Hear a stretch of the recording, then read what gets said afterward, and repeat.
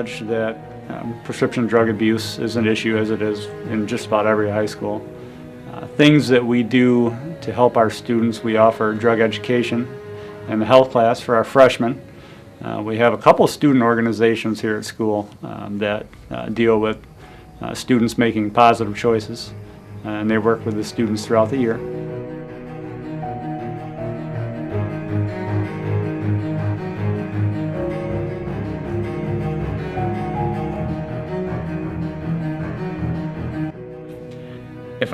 If it is happening, I don't recognize it, which in itself might be an issue. And I think maybe teachers and other adults need to be better educated on how to identify kids that might be abusing. I've heard a lot of athletes and students at my school talk about abusing prescription drugs, and I think it's a really big issue that needs to be dealt with.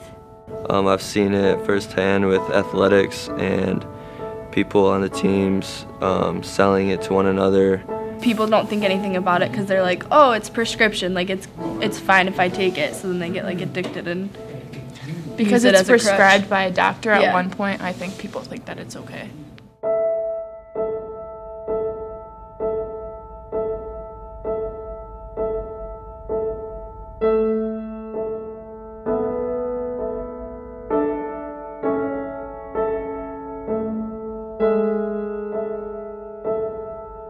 I think you have to be upfront with your kids, because I think a lot of times as parents we assume that our kids aren't going to abuse. Everybody assumes that their kids are angels. I had surgery on my foot, just friends jokingly around to go, hey, can I get those painkillers? You're not going to use them all, blah, blah, blah. And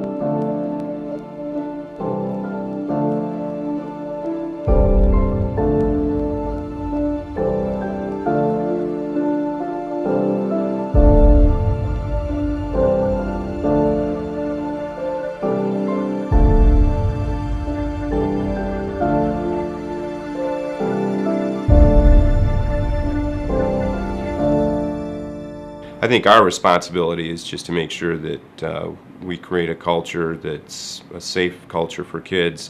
I think we should have a class for kids to know how to grow up. There's like a painkiller or anything like that. If you don't need it anymore, don't keep it around forever in case, maybe I'll hurt my back again and then I'll need this.